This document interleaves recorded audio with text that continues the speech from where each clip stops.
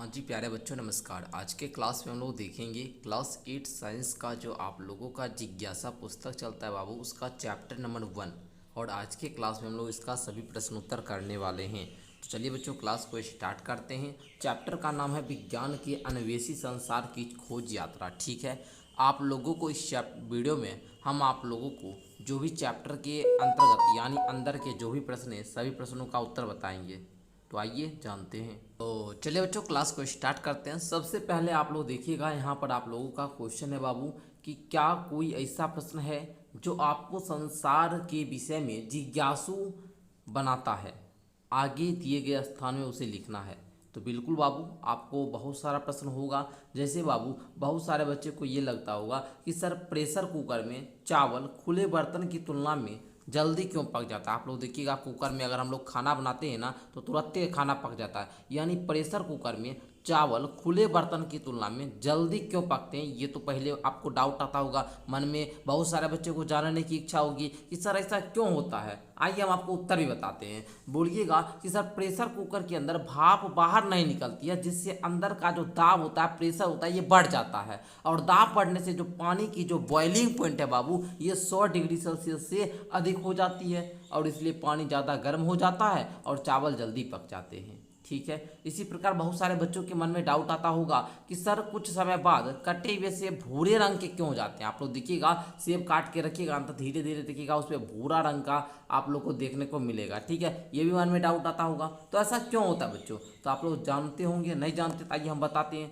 बोलिएगा कि सर जब सेब को काटते हैं ना तो उसका अंदरूनी भाग जो है ये हवा के संपर्क में आ जाता है, और जब कोई चीज़ हवा के संपर्क में आएगा तो वो ऑक्सीजन से क्या करेगा, प्रतिक्रिया करेगा। और जैसे ही वो प्रतिक्रिया करेगा, जिसको हम लोग ऑक्सीडेशन बोलते हैं, तो उसका कलर चेंज हो जाता है और इस प्रक्रिया के कारण उसका कलर क्या हो जाता है, भूरा हो जाता है। आई होप कि आप लोग समझे होंगे। आपके मन में जो उत्साहित है, आप लोग जो जिज्ञासु है ना बाबू, ये जिज्ञासा पुस्तक नाम इसीलिए रखा गया है। अभी हम जानेंगे, आपको बताएंगे कि विज्ञान में जिज्ञासा का क्या मतलब है। ये भी क्वेश्चन आपके पुस्तक में दिया गया है और वीडियो को पूरा अंत देखिएगा, सारा प्रश्न आपका क्लियर होगा। कहता है गर्म पानी में बर्फ ठंडे पानी की तुलना में जल्दी क्यों पिघलती है। आप देखिएगा ठंडे पानी में बर्फ रखिएगा नहीं पिघलेगा, लेकिन गर्म पानी में रखिएगा तुरंत पिघल जाएगा। क्या रीजन है इसका, तो बच्चों बोलिएगा गर्म पानी का तापमान ज़्यादा होता है, इसलिए उसमें उष्मा यानी हीट एनर्जी अधिक होती है, या उष्मा बर्फ को जल्दी मिलती है, जिससे बर्फ क्या होता है, तेजी से पिघल जाता है। लेकिन वही ठंडे पानी में उष्मा क्या होता है बच्चा, कम होता है, इसलिए बर्फ धीरे धीरे पिघलता है। समझ गए आप लोग। आइए बच्चों इसी में अगला प्रश्न जो आप लोग का है बाबू, वो क्या दिया गया है, यहाँ पर आप लोग थोड़ा सा समझिएगा। कहा गया बाबू कि यहाँ पर विभिन्न आकारों की पत्तियों से लेकर अनेक प्रकार की कीटों तक की प्रकृति में इतनी व्यापक विविधता की रचना क्यों की है। तो बच्चों आप लोग बोलिएगा, क्वेश्चन आप लोग समझ गए ना, इतनी विशाल विविधता क्यों बनाई गई है। बोलिएगा प्रकृति ने पारिस्थितिक तंत्र में संतुलन बनाए रखने के लिए पौधों और जानवरों की इतनी विशाल विविधता बनाई है। आई होप कि आप लोग समझे होंगे। उसी प्रकार बच्चों तीसरा प्रश्न आप लोग का है बाबू क्या, कि पुस्तक में गहन ज्ञान और कल्पना को दर्शाने के लिए किन प्रतीकों का प्रयोग किया गया है। तो बोलिएगा उत्तर में कि बाएं पृष्ठ के निचले भाग में बना एक जड़ गहन ज्ञान को दर्शाता है। ठीक है, और दाएं पृष्ठ के ऊपरी भाग में बना एक पतंग जो है बाबू वो जिज्ञासा और कल्पना को दर्शाता है। आप लोग यहाँ पर देखिएगा, ये जो जड़ है ना, ये डीप हमको बाबू गहराई में लेकर जाता है। ठीक है, आप लोग समझ रहे हैं ना बाबू, मतलब ये बोलिए गहन ज्ञान को लेकर जाता है। और ये जो पतंग है ये हमारे मन की जो जिज्ञासा है इसको दर्शाता है। ठीक है, इसकी कल्पना को दर्शाता है। ठीक है, समझ गए बच्चों। ये भी आपका क्वेश्चन था, ये भी आप लोग का यहाँ पर क्या था बच्चों, क्वेश्चन था, जिसको आप लोगों ने प्यार बच्चों क्या किया, समझ लिया। आइए अगला प्रश्न अब हम लोग देखते हैं, एंड जो भी आपका डाउट है बाबू, सभी डाउट का हम आपको समाधान बताएंगे। ठीक है, आइए 4 नंबर प्रश्न देखिए बाबू, कहता है वैज्ञानिक की तरह जांच करने का क्या अर्थ है। तो वैज्ञानिक की तरह जांच करने का अर्थ ये हुआ कि विशिष्ट प्रश्न पूछना, नियंत्रित प्रयोग को डिजाइन करना, अवलोकन करना, मापन करना और एक कदम करके निष्कर्ष करना निकालना, यही सब आप लोग वैज्ञानिक की तरह जांच करने का अर्थ है। आइए अगला प्रश्न आता होगा आपके मन में कि विज्ञान में जिज्ञासा का क्या महत्व है। तो बच्चों जिज्ञासा जो है ना, ये विज्ञान का आरंभिक बिंदु है। क्यों और कैसे जैसे प्रश्न पूछने में हमें अनुसंधान शुरू करने और नए ज्ञान की खोज करने में मदद मिलती है। सर ये पौधा इतना छोटा होता है, इतना बड़ा क्यों हो जाता है।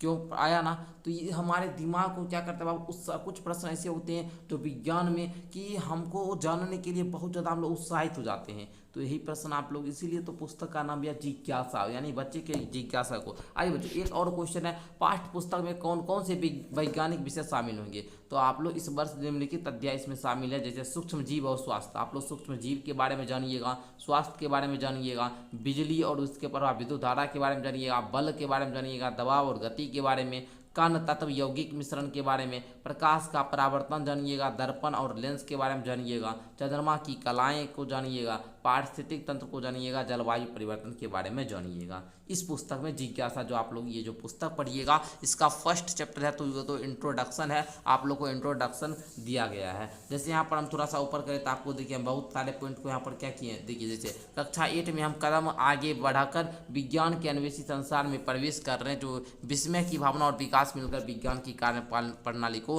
मूल आधार बनाता है। यहाँ पर देखिए हम किए हैं कि कुछ सूक्ष्म जीव जो होता है बाबू अदृश्य है, मतलब अदृश्य सहायक है, मतलब हम उसको सूक्ष्म जीव तो हम देख नहीं सकते क्योंकि वो बहुत छोटा जीव होता है देखने के लिए, तो उसको देखने के लिए सूक्ष्मदर्शी का प्रयोग होता है, जो भोजन को पचाने में और औषधि निर्माण में हमारी सहायता करते हैं। मतलब कुछ जीव, सूक्ष्म जीव जो होता है हमारे लिए सहायक होते हैं, ठीक है, और कुछ हानिकारक होते हैं, जिससे है ना बाबू, जिससे हम लोग को, जैसे आप लोग पता होगा पोलियो हम लोग को विषाणु के कारण होता है, ये हम लोग के लिए हानिकारक हो गया, ठीक है। हैजा, ये भी हम लोग के लिए जीवाणु के कारण होता है, ये हानिकारक हो गया, और संक्रमण के कारक भी बन सकते हैं। ये सब डिटेल में आप लोग पढ़िएगा, ठीक है बाबू। उसी प्रकार जैसे यहाँ पर देखिए आपके चित्र में दिया गया है, ये जैसे ये ठोस पदार्थ है, तो ठोस पदार्थ के कण क्या होते हैं बच्चों, आपको पता होगा, पूरे इसके बीच की जो दूरी होती है ये कम होता है बाबू, है ना। और यहाँ पर देखिए थोड़ा सा ठोस की तुलना में ज़्यादा यहाँ पर दूरी होती है, और गैस में तो आपको पता ही है इसके जो कण होते हैं ज़्यादा दूरी, मतलब ज़्यादा कण गति करते हैं, यानी कि हमारे आसपास प्रत्येक वस्तु में छोटे छोटे कणों से निर्मित होते हैं। ठोस पदार्थों के कण ये अधिक गति नहीं कर सकते, ये सब क्या होते हैं, सटे हुए होते हैं, इसके बीच की जो दूरी होती है, गैप, ये कम होती है, जिसके कारण ये ज़्यादा यहाँ पर आपका गति नहीं करता है। वहीं आप लोग बाबू देखिए गैसों में ये मुक्त रूप से गति कर सकते हैं, जहाँ मन होगा इधर उधर कण इसके घूमते रहेंगे, समझे। ये सब के बारे में आप लोग पढ़िएगा ध्यान से। यहाँ पर आप लोग ये भी समझिएगा शुद्ध पदार्थ के बारे में, तत्व के बारे में, यौगिक के बारे में, 2 या 2 से अधिक संयोजित तत्व को हम लोग क्या यौगिक बोलते हैं। मिश्रण क्या होता है, ऐसा जिसमें भौतिक रूप से पृथक किया जा सके उसे मिश्रण बोलते हैं।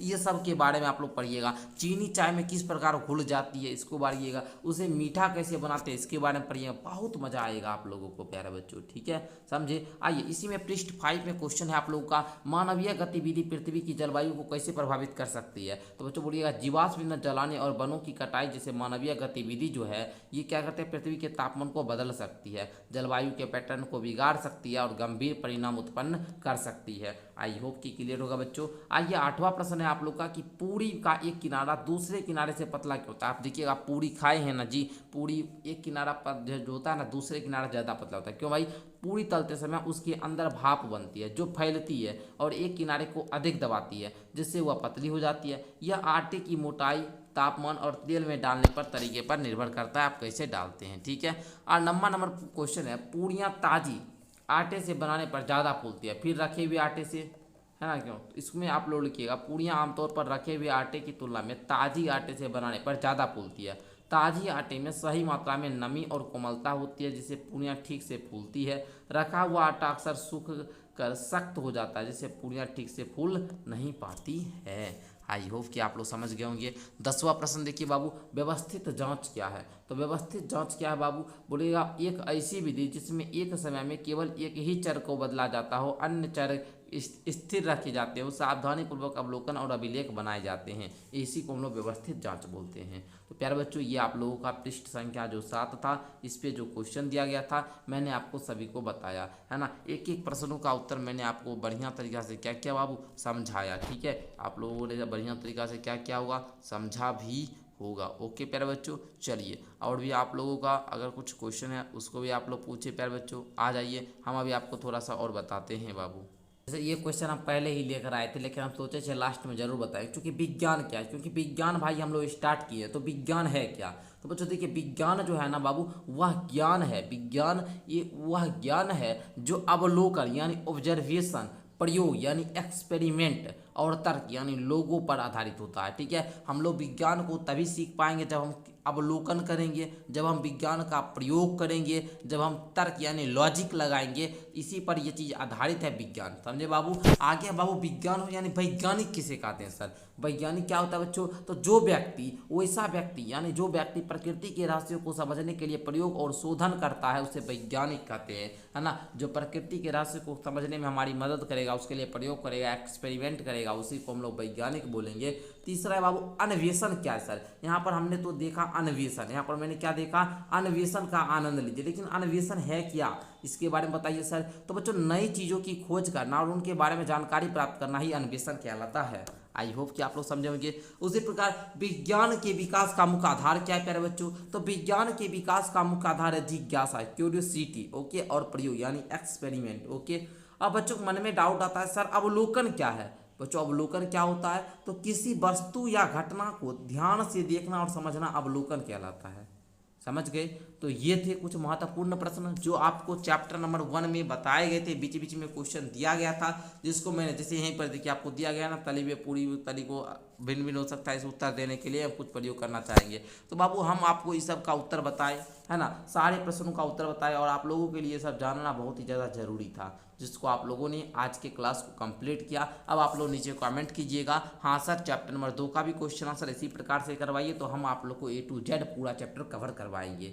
बाकी आज का क्लास कैसा लगा नीचे कमेंट करके बताइए। मिलते हैं अगली क्लास के साथ, तब तक के लिए बहुत बहुत धन्यवाद आप सभी को।